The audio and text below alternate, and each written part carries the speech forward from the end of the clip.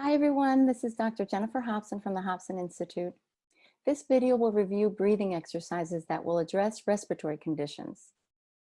The reason I've been putting this together is to address the current COVID pandemic. This is not the first time it's been around. There was a family strain back in 2003 and 2004. There was even research back then that was published in 2005 that showed how nitric oxide, how it could inhibit the replication of coronavirus. But then it was SARS. COVID-19 is also a coronavirus and stands for coronavirus disease 19. These are the things that we're going to go over in this video. 1, what you can do when your breathing gets labored. 2, how can you breathe to take more oxygen uptake in the blood? So if you do have issues with your lungs, what is the best way to optimize ventilation? If your lungs are compromised, if you have a pre-existing condition, what is the best way to get alveolar ventilation? 3, another aspect we'll be reviewing is measuring our breath hold time. 4 is practicing exercises that you can do at home. I've used these techniques for many years with patients that have asthma, COPD, sarcoidosis, anxiety, panic disorders, snoring, and sleep apnea, and different lung issues. First thing I'd like to say to you is that in order to get an idea of your respiratory function, we need to take your breath hold time at rest, which provides us with a good indication. If you have an issue with your lungs, your breath hold time is reduced. The length of time that you hold your breath for will not be as high as it should be. So when the symptoms of COVID-19, one of the biggest symptoms is breathlessness. And since 1975, researchers have known that using breath hold time, you can measure the degree of breathlessness. There's a feedback from your brain to your lungs, but there's also back to the brain. So if your lungs are under bronchial constriction, or if your breathing is non-optimal, it will reflect in a reduced breath hold time. You want to keep an eye on this number. The most important breath hold time you want to measure is the first thing in the morning. So sit up in your bed and allow your breathing to recover and measure this breath hold time. If your breathing is labored, your breath hold time will reduce. And not an optimal breath hold time is 40 seconds. Does everyone have that? No. Functional breathing is when your breath hold time is above 25 seconds. Suboptimal breath hold time is when you breathe and your breath hold time is less than 25 seconds. So in order to measure your breath hold time, it is not the maximum time you can possibly hold your breath the longest. It is a time of breath you can hold comfortably or until that first initial distinct desire to breathe. It's normally an involuntary movement of your breathing muscles. So to measure your breath hold time, or if you've read the book Close Your Mouth, The Controlled Pause from Myotape, or the BOLT score from the Oxygen Advantage, those are both written by my mentor, Patrick McNone, you will need a watch with a second hand or timer. You would need to take a normal breath in through your nose and a normal breath out through your nose. You hold your nose and you time what it takes, the seconds until you need to breathe, that first distinct desire to breathe.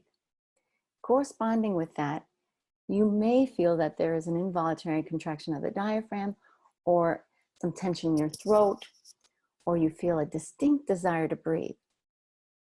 So your breath hold time, keep an eye on it in the next few coming days, weeks, and months ahead as we go through the coronavirus pandemic.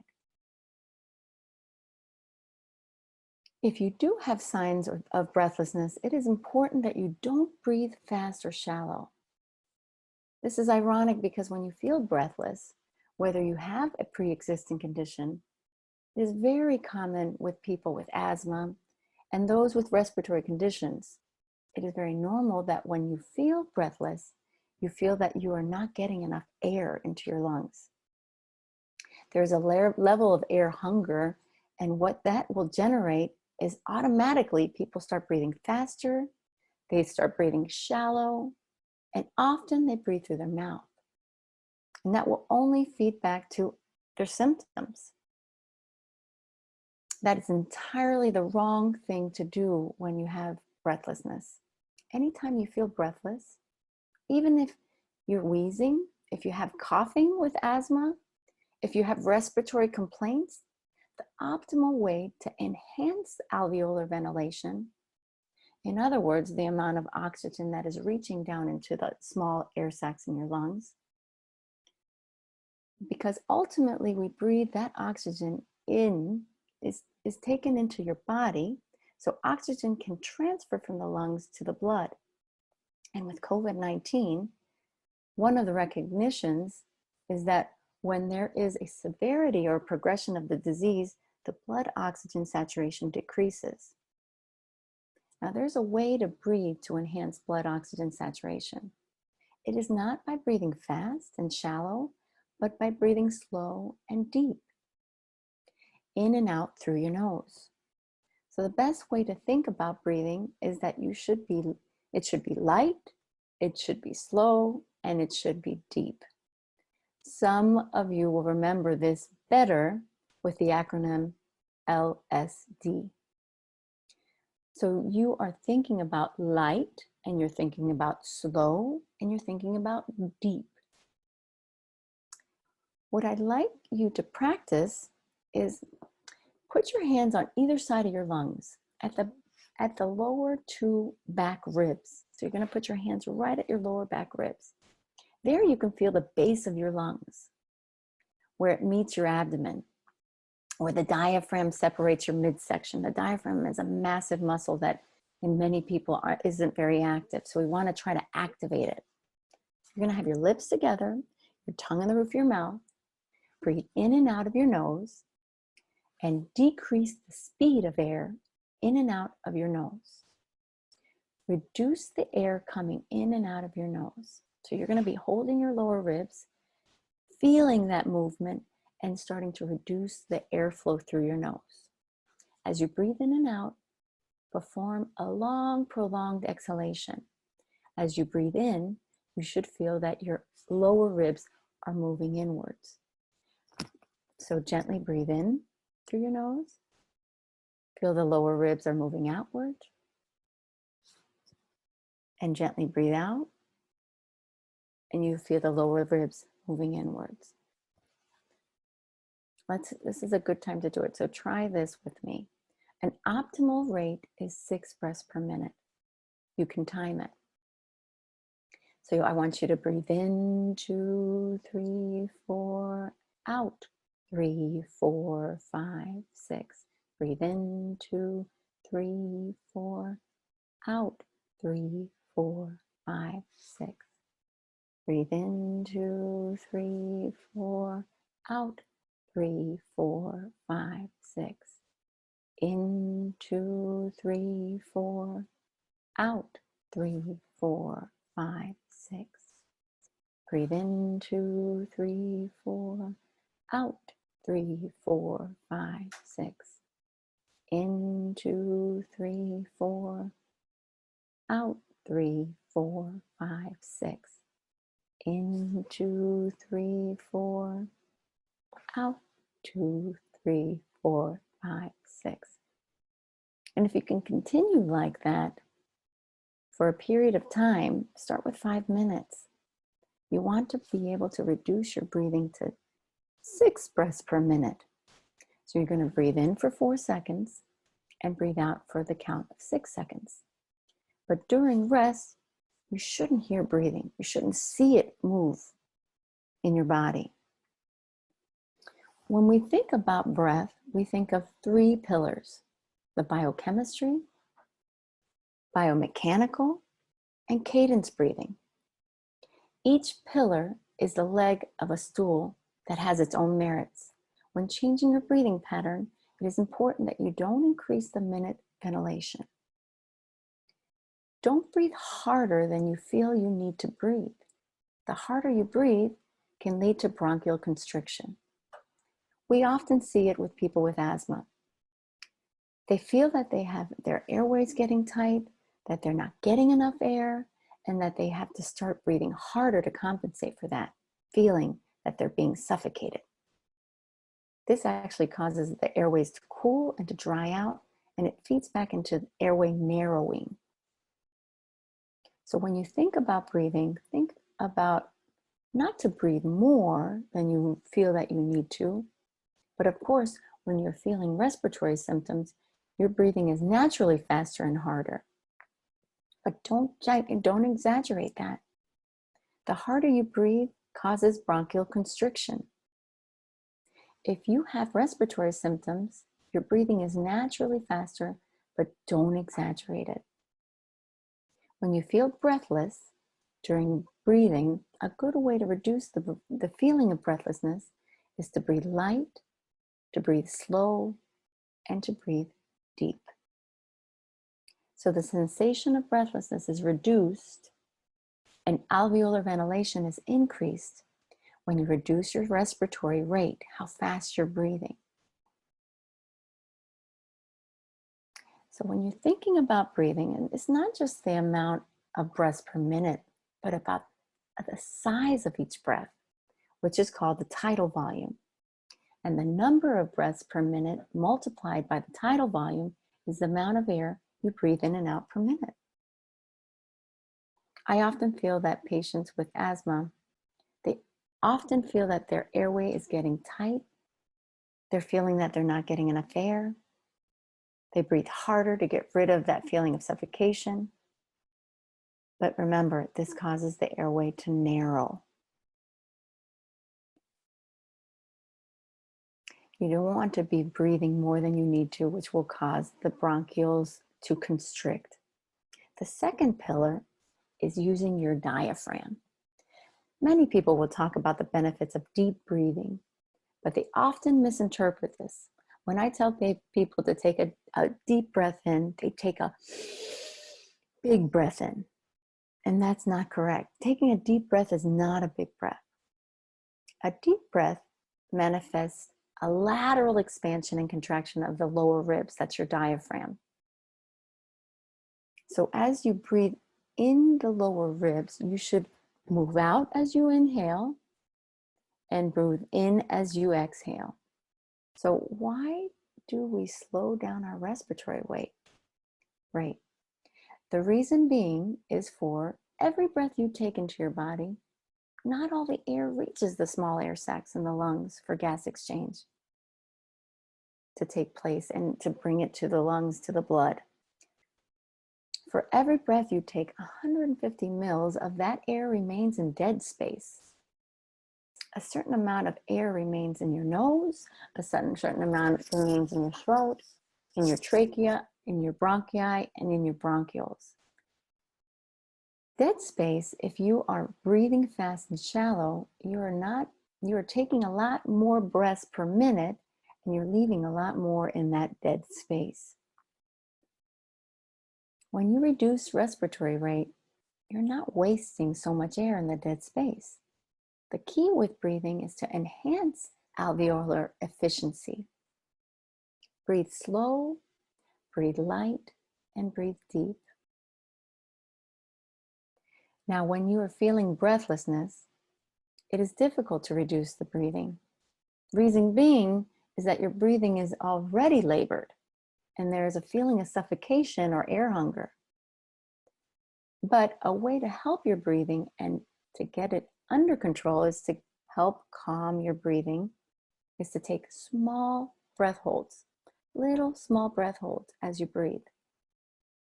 Whenever you have symptoms, whether it's wheezing, coughing, breathlessness, a good way to control breathing is to do small breath holds. And it goes as follows. You're going to take a normal breath in through your nose and a normal breath out of your nose. You're going to pinch your nose and you're going to hold your nose. 5, 4, 3, 2, 1. Let it go. Breathe in and out of your nose now for 10 normal breathing seconds. Again, a normal breath is, you're going to take a normal breath in through your nose And a normal breath out through your nose. You're going to pinch your nose. 5, 4, 3, 2, 1. Breathe. And breathe in and out of your nose now for 10 seconds. So these are little breath holds. We're going to try this again. I want you to gently take a normal breath in through your nose and a normal breath out of your nose. You're going to pinch your nose. You're going to hold your nose. 5, 4, 3, 2, 1. Let go and breathe in normal for 10 seconds.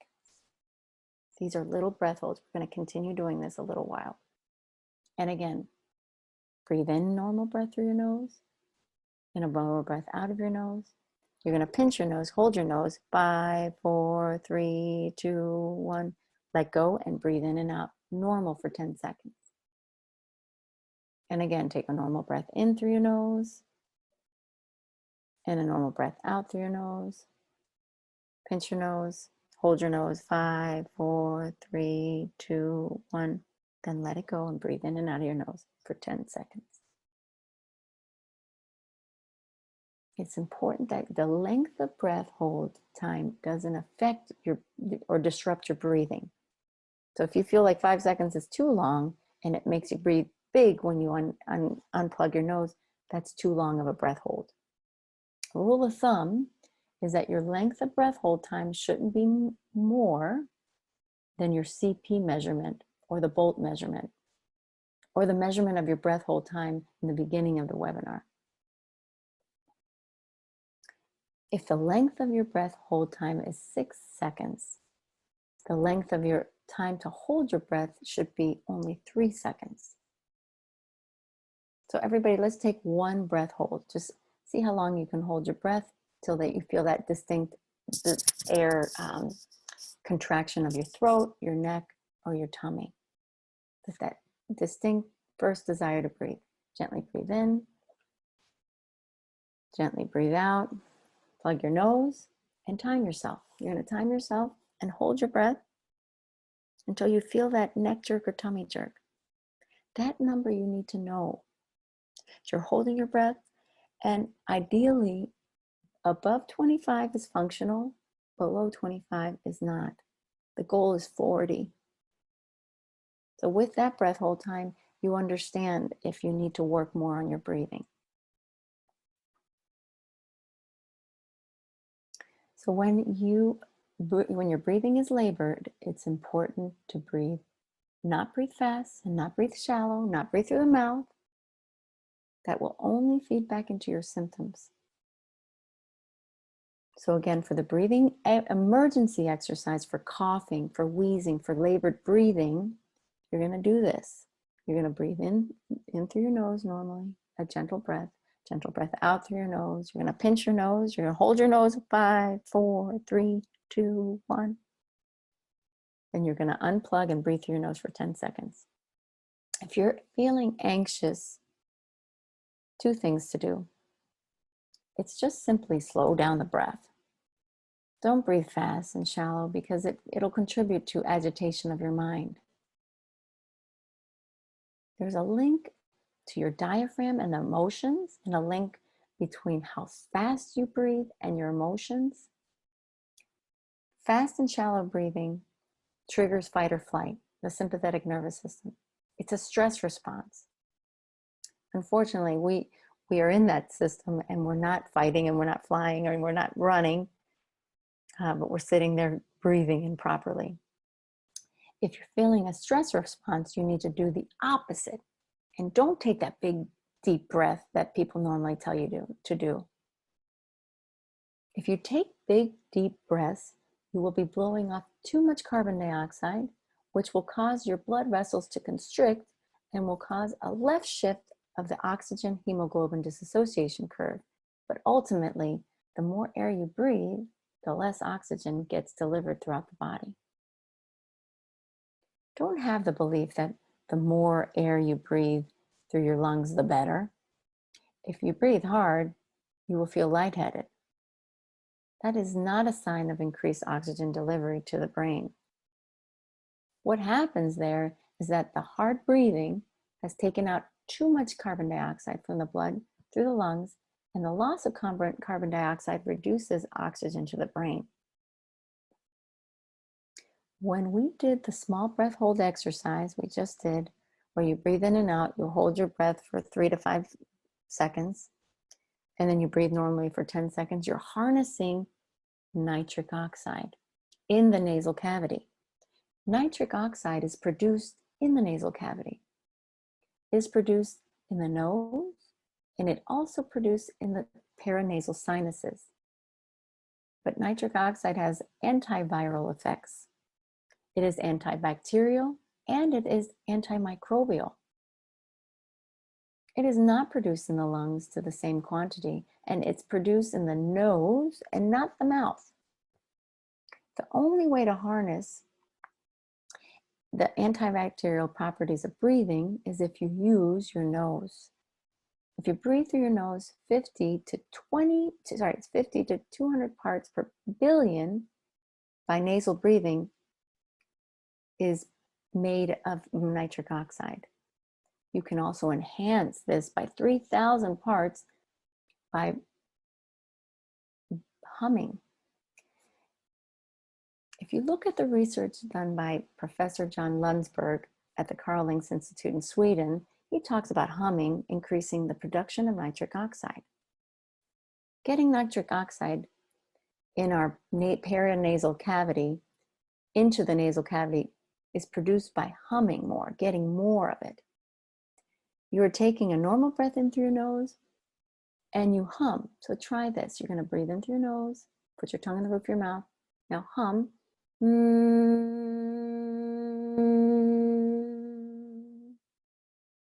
Nitric oxide is created in the nasal cavity by humming. You need to carry that into your lungs. So nitric oxide sterilizes the air. It also just redistributes the blood throughout the lungs, and it increases oxygen uptake in the blood by 10 to 15%. Therefore, nitric oxide is the body's first line of defense to viruses. Now, despite this, world organizations are not talking about the importance of nose breathing. And when I am talking about nose breathing, I'm talking about nose breathing during rest, nose breathing during physical exercise, and nose breathing during sleep. So people that are not infected, it is vitally important to do 2 to 3 things. 1, make sure you're breathing in and out of your nose at all times. 2, in the presence of someone coughing or sneezing, hold your breath. Don't breathe and let that air enter into your lungs. When people are sneezing, coughing, or even breathing, if they are infected, they are exhaling water particles into the air, just like aerosol cans spraying, which can travel 1.5 to 2 meters through the air. If you are in the proximity, you're inhaling this water particle into your body, when you inhale these particles into your body, the virus can replicate. The person that is not infected should make a concerted effort to breathe through their nose, hold their breath if they are in the presence of people in public, and also to breathe as light as possible. So whenever I'm traveling, I try to breathe through my nose and breathe in hardly any air, as least as possible through my nose. This is going to do 2 things. You're going to take much less airborne air into your lungs, and the slower you breathe, the higher concentration of nitric oxide in your nose. If you're really slowing down your breathing, and when I say slow down your breathing, I'm talking about slowing down your breathing to the point where there is hardly any air coming into your lungs. So you're taking a really soft and slow, gentle breath through your nose, and then you're having a relaxed, slow, and gentle breath out of your nose. You should breathe almost to the point where you hardly breathe any air. Now, of course, you're breathing, and at the same time you're breathing, take that air into the lower portions of your lungs. The greatest concentration of blood in the human lungs is in the lower lobes, not the upper regions of the lungs. Now, mouth breathers are going to be breathing more air in. The tube in your throat is a lot bigger than the nasal passages in your nose, so the volume is bigger. They have no defense, and they're ventilating the upper regions of their lungs, which in turn is actually reducing the oxygen intake in their blood. Mouth breathers also get rid of too much carbon dioxide. Carbon dioxide is not just a waste gas. The release of oxygen from the red blood cells to the cells is dependent on the presence of carbon dioxide. Your blood circulation is dependent on the pressure of CO2 in the blood, and it should be about 40 millimeters of mercury. I use a capnometer in the clinic to test patients that have respiratory distress, and many people are very low in CO2. People that have cold hands, it's an indication that they have poor breathing habits or patterns. The hands should not be cold. The circulation in the hands should be good enough to have warmth in the hands. So when you're out in public, remember that it's important to feel air hunger. Deliberately reduce the amount of air going into your body. This is when you're around people. Slow down your breathing to harness greater concentration of nitric oxide in your nasal cavity, and then carry it into your lungs by breathing through your nose. Remember, nitric oxide is a natural bronchial dilator. It sterilizes the air and plays a role with the production of surfactant. And surfactant in the lungs is very important to maintain elasticity and movement in the lungs. COVID-19 impacts the production of surfactant. That is known. Nitric oxide improves the production of surfactant. If you look at some of the new patents and trials in the US, some of these trials are investigating the benefits of inhaled nitric oxide as a treatment for COVID-19. Your nose already produces this gas. The key is to harness it. It is not just good enough for non-infected people to breathe through their nose. We also need the infected people to breathe through their nose. This is why. When you breathe in and out of your nose picks up moisture and heat, and you're taking that warmth and moist air into the lungs. But on the exhalation, your nose traps that heat and moisture through the exhaled breath. So nose breathers emit less moisture into the atmosphere than mouth breathers. If an individual is breathing in and out of their mouth, they're emitting a lot of water vapor and a lot of water particles out of their mouth. There is 42% greater water loss breathing out of your mouth than using your nose. Your nose traps that moisture. So if you're an individual, if any of you feel that you have had symptoms and that you're in the presence of other people that have had symptoms, reduce your breathing and keep your mouth closed.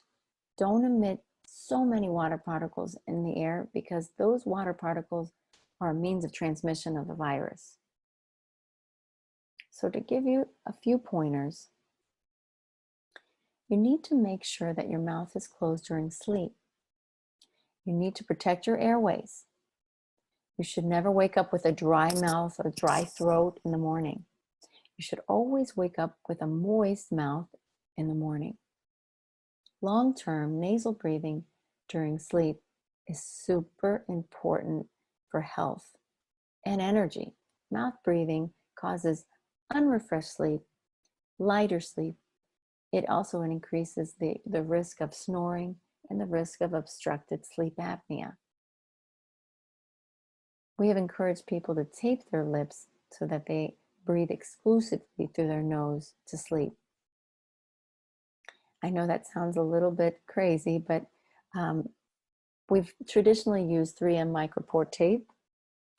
And the micropore tape, you cut the mouth size I always put it in the back of my hand and then put it over my lips.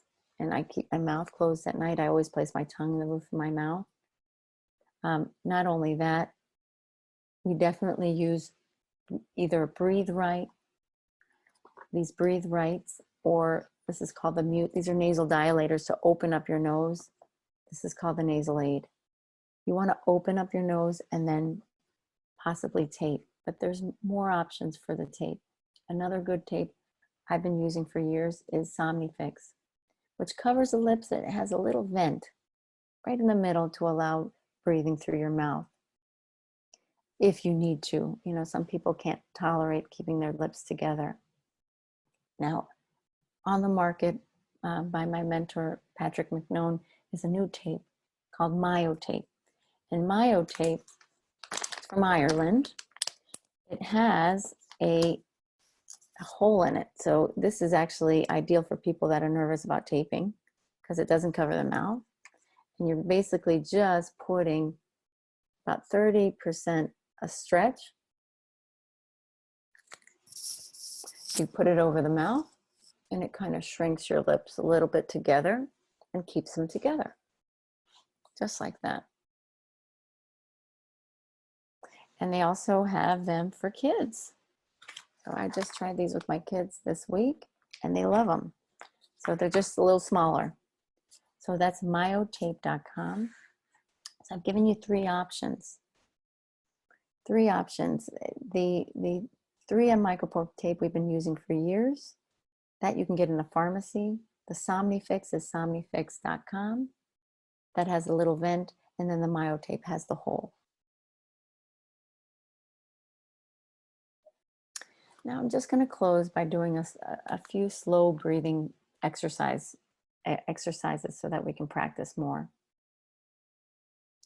This is not just beneficial to do when you have symptoms of breathlessness. Remember that when you have symptoms of breathlessness, it's difficult to actually slow down your breathing. So when you have symptoms of breathlessness, you can try this exercise or simply try the little small breath holds that we tried in the beginning of the presentation. Or you can also do walking with small breath holds during walking. So when you are having symptoms, and when I'm talking about symptoms, I'm talking about wheezing or coughing or breathlessness, a good way to get your breathing under control is to do the simple breath holds for 3 to 5 seconds every 10 seconds of breathing. So, and you just have to make sure you're using your nose to breathe. So in other words, you're going to take a normal breath in through your nose and a normal breath out through your nose. You're going to pinch your nose. You're going to hold your nose for 3 to 5 seconds. Then you're going to let go and breathe in through your nose. You need to carry that nitric oxide that gets built up in your nose into your lungs. You need to harness that nitric oxide sterilization aspect as it comes into the airways. After you hold your breath for 3 to 5 seconds, you breathe in normally for 10 seconds, and then you repeat. If you're having symptoms, of course, this is not a replacement for medical help. Please get your medical help. What I would say to you is practice this exercise for 10 minutes each hour. And I know that sounds like a lot, but when people come in to see me for COPD and severe asthma and high anxiety, I have them practice these small little breath holds because I want to get them to the point where then I can actually get them to slow down their breathing. So that's one exercise.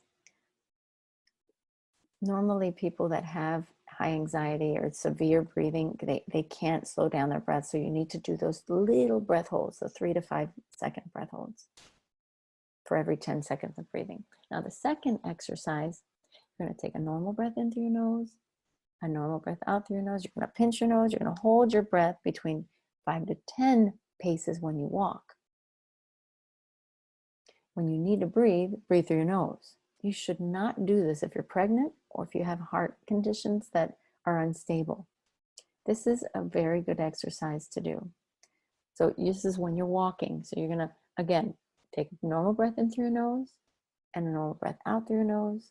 You pinch your nose you're walking, you hold your breath 5 to 10 paces when you're walking.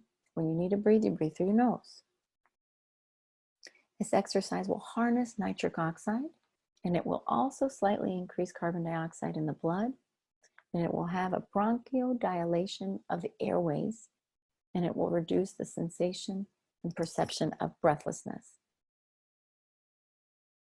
The very feeling when we are experiencing breathlessness is that we want to breathe more, right? That's what we feel like, oh, I'm not getting enough air.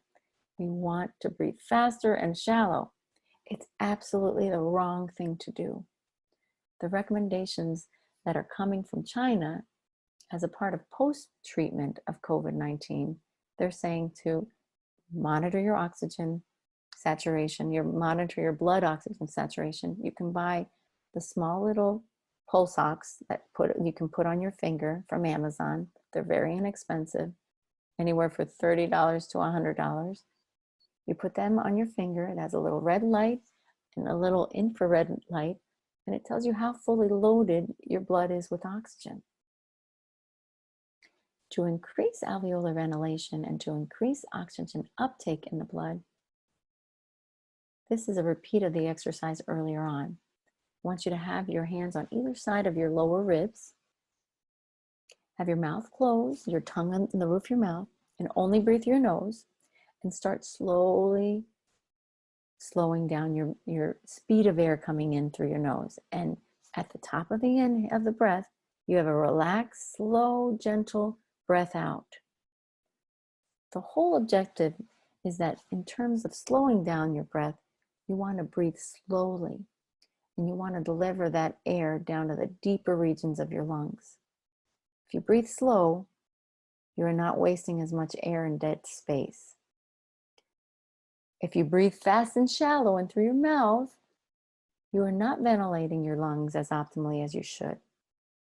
That exercise too can be very helpful.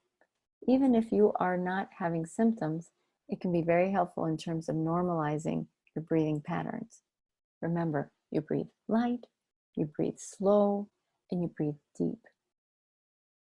So you are really slowing down your breath, and at the top of the breath, you're having a relaxed, gentle breath out. Now, of course, this exercise is a lot easier to do when you don't have symptoms. So you're just put your hands on either side of your rib cage, the lower ribs. You're gently breathing in 30% less air. You're pausing at the top, and you're exhaling slower and gently, and almost even less air coming out. If you're feeling breathlessness, remember that I said from the very start, your breath hold time from the beginning of the talk will provide you a good indicator of the functioning of your lungs. So if you have bronchial constriction or issues with your lungs, it'll manifest with a lower breath hold time. If you're noticing that your breath hold time is reducing, it's really time to do breathing exercises. If your respiratory rate is 30 breaths per minute, you won't feel like really slowing down your breath. But what I'm saying is that you really should try to do it. You will find that the small breath holds will be easier for you to do as an emergency exercise. I give you 2 small breath hold exercises. You also have slow breathing, so those 3. I'm also talking about the importance of nose breathing during the day, during physical exercise, and sleep. Vitally important. When you talk about breathing, the worst type of breathing is fast, shallow, and through the mouth being open. You have absolutely no protection if you do that. I cannot make a claim that nose breathing is going to protect you from COVID-19. The disease is very new. We're still learning about it. But if you look at the research of nitric oxide, it is plausible to say that whatever chance you have of defending the body from COVID-19, you have absolutely no chance if you're breathing through your mouth. And whatever chance you have is when you're using your nose, both to breathe in and out of your nose. And again, in times when you're faced with individuals that are coughing around you, hold your breath, walk away, reduce your breathing volume. If you can't hold your breath and keep breathing through your nose only, try to just keep breathing through your nose. Even if you feel air hunger doing that, don't worry about it because it's actually good. We deliberately reduce people's breathing to feel air hunger to actually increase their carbon dioxide levels in their blood. When carbon dioxide levels increase, they feel warmer, they feel a little drowsy. It is a good exercise for insomnia, agitation of the mind. By practicing slowing down your breathing volume to increase the carbon dioxide levels in your blood, you know that a carbon dioxide increases if you feel air hunger. So if you're doing it right, you're feeling air hunger. But this can help open your airways, your blood vessels, the 70,000 miles of blood vessels we have in our human body. You can influence the blood vessels not by breathing hard, but breathing light. It is not healthy to breathe hard. There is a belief out there that the more air you bring into your body, the more oxygen delivers to the tissues. It isn't true. If you want to learn more about the physiology of this, look up and learn more about the Bohr effect. Back in 1904, a Danish physiologist by the name of Christian Bohr learned this and discovered it. If you want to go even further, look at the oxygen hemoglobin dissociation curve and look at how the red blood cells release oxygen to the tissues. The red blood cells release oxygen from blood to the tissues in the presence of carbon dioxide, possibly nitric oxide. It increases temperature and through the phosphoglycerate. So if you want to learn more about breathing, I have many online products that you can learn how to breathe with these concepts and videos. Go to the HobsonInstitute.com. Remember, everybody, please try to use your masks as much as you can, especially if you're in public or outside. And if you have problems wearing your mask, use a nasal dilator under the mask. It will help you keep your nose open because the nose tends to plug with the mask. Thank you for your listening and stay safe.